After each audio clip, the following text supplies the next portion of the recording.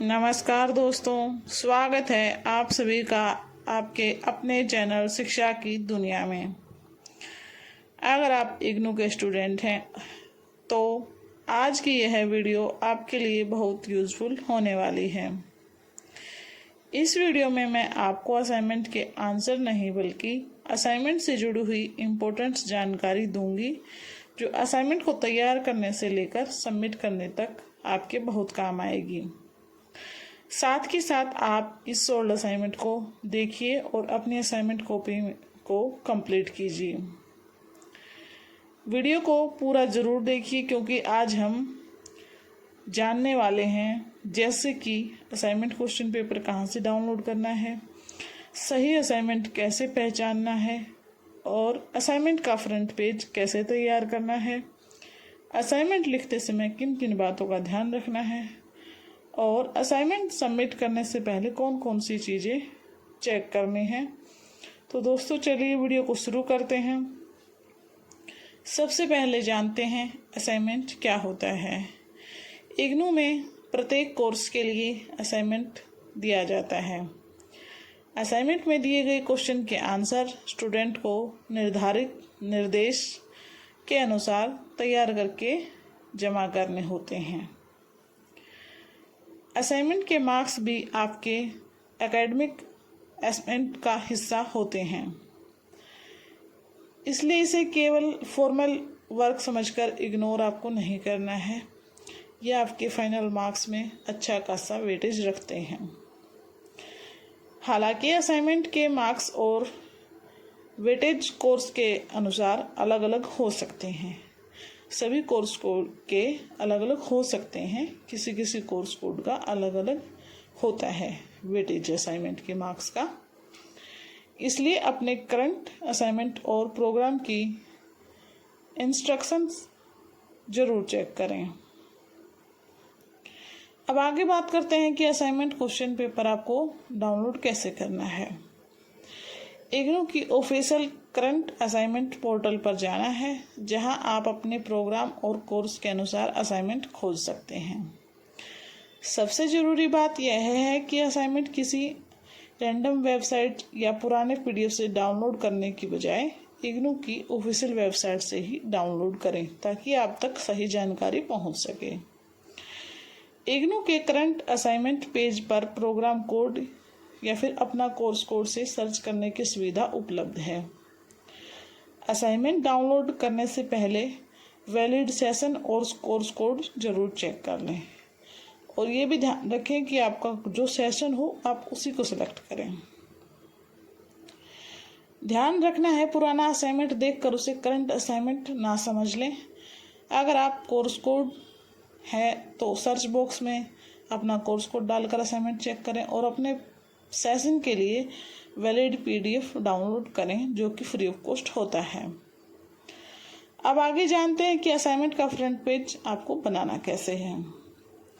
Assignment का front page बहुत important होता है। फ्रंट पेज पर सामान्य रूप से आपको बेसिक डिटेल्स लिखनी होती हैं जैसे कि आपका नाम, enrolment number, programme code, course title, study centre, regional centre, assignment number, आपकी जीमेल आईडी, मोबाइल नंबर और डेट आदि। ये सभी ज़रूरी चीज़ें आपको फ्रंट पेज पर मेंशन करनी होती हैं।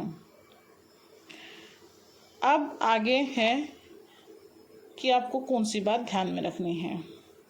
इम्पोर्टेंट बात यह है, हर इग्नू प्रोग्राम में फ्रंट पेज एग्जैक्ट फॉर्मेट एक जैसा नहीं हो सकता है। कुछ प्रोग्राम में अलग डिटेल मांगी जाती है, इसलिए अपने असाइनमेंट पीडीएफ में दिए गए निर्देश में अलग डिटेल मांगी गई है तो उसे जरूर देख लें। इग्नू के अलग अलग करंट असाइनमेंट डॉक्यूमेंट्स में फ्रंट पेज पर अलग अलग डिटेल मांगी गई है। उदाहरण के लिए कुछ असाइनमेंट्स में name, address, enrolment number, admission session, course code, course title और रीजनल सेंटर ही मांगा जाता है। इसलिए मेरी सलाह है कि आप मेरे बताए फॉर्मेट को बिल्कुल भी एग्जैक्ट कॉपी ना करें। पहले ध्यान दें कि आपको अपना कोर्स कोड कौन सा है और उसमें कैसा निर्देश दिया गया है। अब असाइनमेंट लिखते समय किन किन बातों का ध्यान रखना है वो जानते हैं। सबसे पहली बात, असाइनमेंट को साफ और रीडेबल हैंडराइटिंग में लिखें जो आसानी से पढ़ा जा सके। दूसरी बात है, हर असाइनमेंट के लिए अलग शीट रखें और पेज को कोर्स वाइज व्यवस्थित रखें। तीसरी बात है, क्वेश्चन नंबर क्लियर लिखें और असाइनमेंट पीडीएफ में दिए गए निर्देश के अनुसार ही आपको आंसर लिखना है। निर्देश का मतलब है कि जैसे किसी में आपसे 500 वर्ड मांगा जाएगा, किसी में 400 भी हो सकता है। ये कोर्स कोड के अनुसार चेंज हो सकता है। किसी में 800 वर्ड्स भी मांगे जाते हैं, 100 वर्ड्स भी मांगे जाते हैं, 250 भी मांगे जाते हैं। इसलिए आपको जो आंसर लिखना है ना, अपने निर्देश के अनुसार ही तैयार करना है।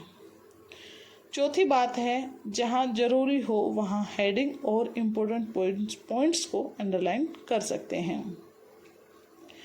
पांचवी बात पर आते हैं, असाइनमेंट को जल्दबाजी में पूरा नहीं करना है। सबमिट करने से पहले असाइनमेंट दोबारा चेक कर लेना है ताकि आपसे कोई गलती ना हुई हो, बीच में कोई पेज मिस ना हो, आगे पीछे ना हो गया हो। ज़्यादा कटिंग है तो आप उसे पेज को हटाकर दोबारा से लिख दें। हाँ, जब आप असाइनमेंट लिखें तो आपको ब्लैक और ब्लू पेन का इस्तेमाल करना है और A4 साइज शीट का इस्तेमाल करना है। इसके लिए हम आगे बात करेंगे।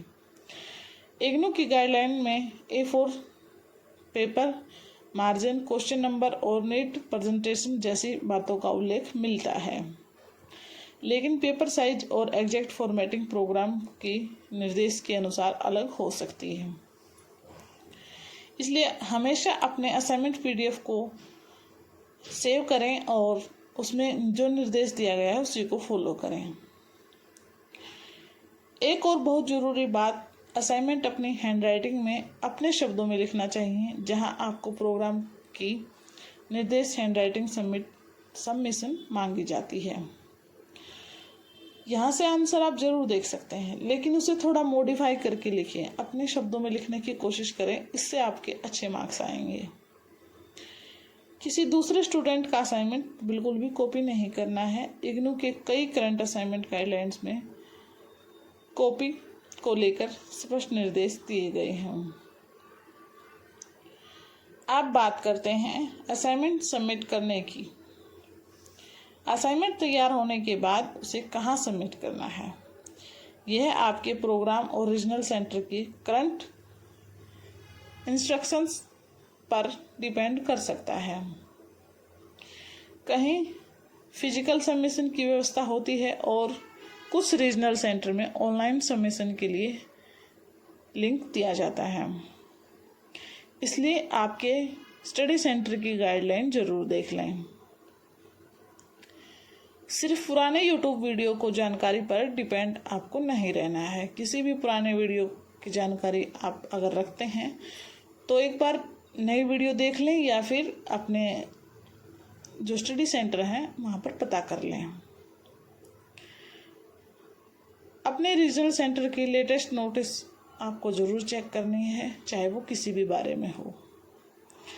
अगर ऑनलाइन सबमिशन की सुविधा दी गई है तो पीडीएफ बनाते समय रीजनल सेंटर की निर्देश को ध्यान में रखना है और उसको फॉलो करना है। कुछ रीजनल सेंटर निर्देश में कोर्स वाइज सिंगल पीडीएफ और फर्स्ट पेज पर स्टूडेंट डिटेल्स जैसी रिक्वायरमेंट्स दी गई है। मेरी तरफ से आपके लिए कुछ बहुत ज़रूरी सुझाव है दोस्तों। असाइनमेंट सबमिट करने के बाद उसका प्रूफ ज़रूर आपके पास रखें। जो आपकी रिसीविंग स्लिप होती है वो आपको ज़रूर से ज़रूर वहाँ पर लेनी है और उस पर आप जिस भी अध्यापक को अपने असाइनमेंट सौंप रहे हैं, सबमिट कर रहे हैं, उनके सिग्नेचर होना ज़रूरी है। और जितने भी आप कोर्स कोड के सोल्ड असाइनमेंट सबमिट कर रहे हैं सभी उस रिसीविंग स्लिप पर मेंशन होने चाहिए। अगर आपका एक भी कोर्स कोड छूट जाता है तो आपके उसके नंबर नहीं लग पाएंगे।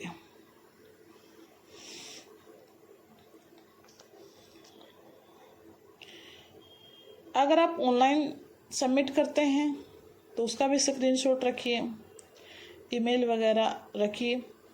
और अगर आप